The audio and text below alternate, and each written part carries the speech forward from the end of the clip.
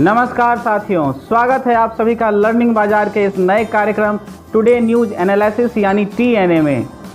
इस सेशन में चर्चा करेंगे महत्वपूर्ण करंट अफेयर्स का जो बने हैं कल तक की घटनाओं से और करेंगे उसका विश्लेषण। इस सेशन में जानेंगे क्या है गोल्डन बिलियन थ्योरी, क्यों 24 सांसदों को किया गया संसद से निलंबित, भारत में बने नए रामसर साइट से क्या है माने और इसकी संख्या कितनी हो गई है, आदि विषयों पर करेंगे चर्चा। लेकिन उससे पहले जो लोग चैनल पर नए हैं कृपया चैनल को सब्सक्राइब करिए, अपने दोस्तों को भी शेयर करिए, उन्हें भी सेशन में आमंत्रित करिए। तो चलिए आज का विश्लेषण शुरू करते हैं। आज का हमारा पहला प्रश्न है, हाल ही में चर्चा में रहा गोल्डन बिलियन थ्योरी शब्द किस देश में प्रचलित है। ये गोल्डन बिलियन थ्योरी शब्द जो है वो किस देश में प्रचलित है, आइए चर्चा शुरू करते हैं। गोल्डन बिलियन थ्योरी शब्द ये सबसे पहले रशिया में चर्चा में आया था। इस थ्योरी के अनुसार जो अमीर लोग हैं या जो उपनिवेश जिन्होंने कुछ बहुत पहले तक अलग अलग देशों को उपनिवेश बना करके रखा था, वो देश चाहते हैं कि जो भी गरीब देश है या फिर जो भी प्राकृतिक संसाधन है उस पर इन देशों का अधिकार हो जाए। अगर इसके अंतर्गत ये किन देशों के बारे में बात हो रही है तो ये मुख्य रूप से G7 कंट्रीज के बारे में बात हो रही है कि G7 कंट्रीज जो हैं वो मेन रूप से ये चाह रहे हैं कि जो भी प्राकृतिक संसाधन है या जो लोगों की संपत्ति है वो उसको अपने अधीनस्थ धीरे धीरे लेते जाएं। ये गोल्डन बिलियन थ्योरी का एक सिद्धांत है। इसके पीछे के कारण को अगर जाने तो रूस और यूक्रेन के बीच में जो झगड़ा हो रहा है तो इस वजह से अंतर्राष्ट्रीय समुदाय ने रूस पे जो भारी प्रतिबंध लगा दिया है, इसके वजह से रूस का व्यापार बहुत ज़्यादा बाधित हो गया है। इसके कारण G7 कंट्रीज अपना व्यापार को बढ़ा रही हैं और उसको व्यापार में इजाफा हो रहा है। तो इसी को ध्यान में रखते हुए रूस के राष्ट्रपति व्लादिमीर पुतिन ने ऐसा स्टेटमेंट दिया। उन्होंने ये चर्चा करते हुए भारत का भी नाम लिया और भारत के संदर्भ में उन्होंने कहा कि जिस तरह से भारत को उपनिवेशी देशों ने अपना गुलाम बनाया और वर्षों तक भारत के संसाधनों को लूटा, तो भारत के संदर्भ में भी इन्होंने गोल्डन बिलियन थ्योरी शब्द का इस्तेमाल किया। इस शब्द के पीछे अगर प्रतिक्रिया हम जाने G7 कंट्रीज के बारे में G7 कंट्रीज की, तो खास करके अमेरिका से यह पूछा गया कि उनका इस स्टेटमेंट पे क्या कहना है। तो उन्होंने ये कहा कि ये सिर्फ G7 की छवि को खराब करने के लिए ऐसा रूस की एक चाल है और इसके अलावा कुछ नहीं है। तो ये गोल्डन बिलियन थ्योरी शब्द था जिसका कि हमने चर्चा किया। चलते हैं आज के अगले प्रश्न की ओर। हमारा आज का अगला प्रश्न है, हाल ही में संसद से कितने सांसदों को निलंबित किया गया है। हाल ही में चर्चा में रहा ये सुर्खी कि संसद से खास करके राज्यसभा से बहुत ज्यादा सांसद को निलंबित कर दिया गया है। अगर इस बात की चर्चा करें तो हाल ही में हमने देखा कि राज्यसभा से कुल 20 सांसदों को राज्यसभा से कुल 20 सांसद को और लोकसभा से कुल 4 सांसद को निलंबित कर दिया, यानी कुल मिलाकर के 24 सांसदों को निलंबित कर दिया गया है। अब क्या है इसके पीछे की कहानी, तो आइए चर्चा करते हैं। उपराष्ट्रपति के स्थान पे अभी अगर राज्यसभा की बात करें तो राज्यसभा में उपराष्ट्रपति के स्थान पे जो अभी है डिप्टी चेयरमैन, ये जो सांसद थे राज्यसभा में, उन्होंने उनके सामने जाकर के उनके चेयर के सामने जाकर के विरोध किया। इनके विरोध करने का मुद्दा था कि जिस तरह से महंगाई बढ़ रही है और खास करके पैकेट फूड पे जो GST लगाया गया है उसको लेकर के ये सांसद विरोध कर रहे थे। सांसद को विरोध करने का अधिकार है, वो एकदम से विरोध कर सकते हैं। संसद के नियम के अनुसार यदि कोई सांसद सदन की कार्रवाई को भंग करने की कोशिश करता है, उसमें व्यवधान उत्पन्न करता है या संसद के अनुशासन के विरुद्ध कोई कार्य करता है, तो संसद को यह अधिकार है कि वो इसके खिलाफ कार्रवाई कर सकती है। इसी के मद्देनजर लोकसभा से 4 सांसदों को और राज्यसभा से 20 सांसदों को निलंबित कर दिया गया है। अगर हम कुछ नियम कानून की बात करें कि लोकसभा और राज्यसभा किस हिसाब से अपने यहाँ ये इसको निलंबित करती है, तो लोकसभा की अगर हम बात करें तो लोकसभा अपने यहाँ के नियम 374 के तहत वो अपने यहाँ अपने सांसदों को निलंबित कर सकती है।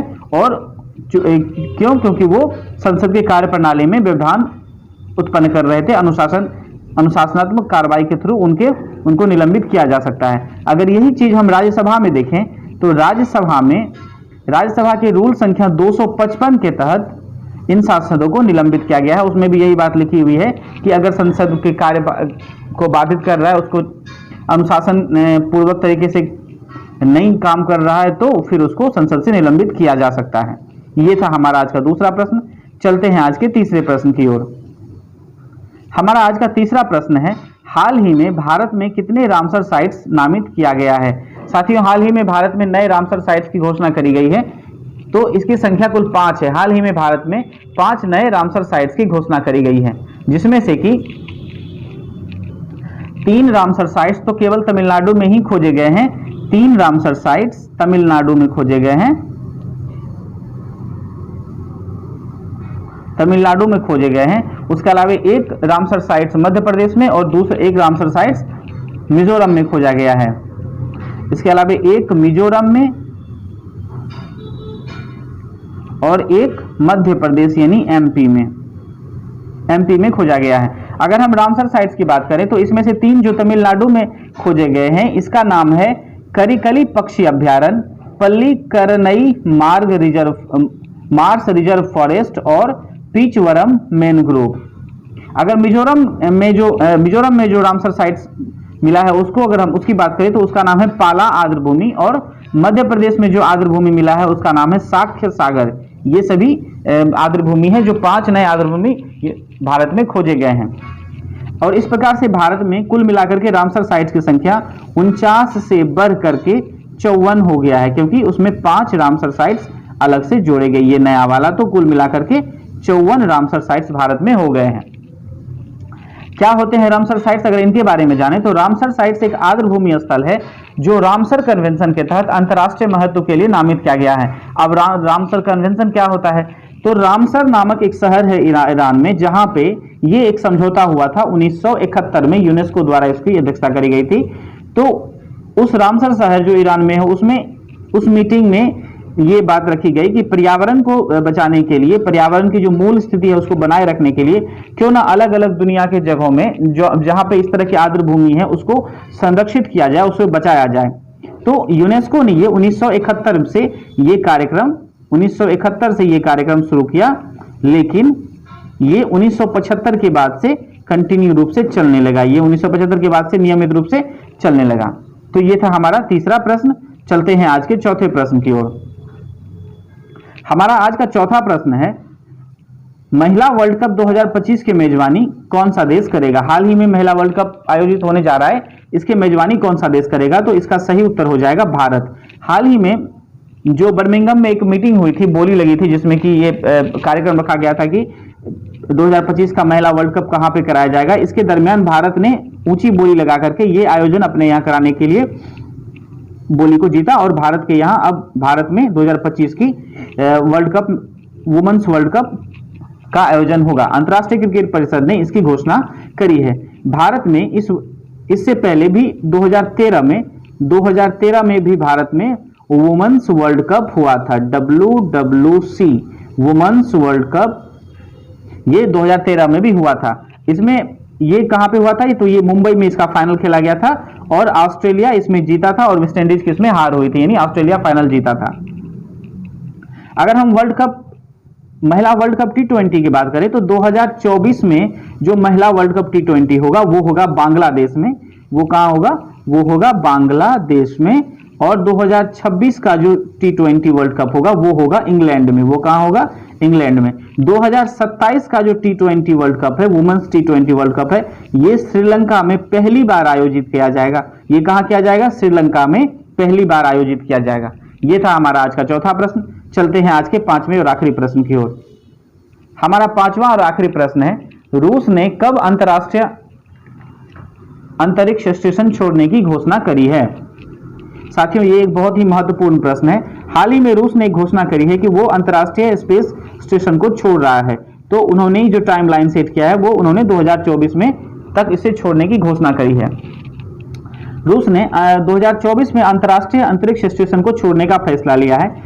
मॉस्को की एजेंसी रोसकॉस्मोस, यानी रूस की जो स्पेस एजेंसी है, जिस तरह से भारत में इसरो काम करती है उसी तरह से रूस में जो एजेंसी काम करती है उसका नाम है रोसकॉस्मोस। रोसकॉस्मोस ने यह जानकारी दी कि 2024 तक वो इंटरनेशनल स्पेस स्टेशन को छोड़ देगा।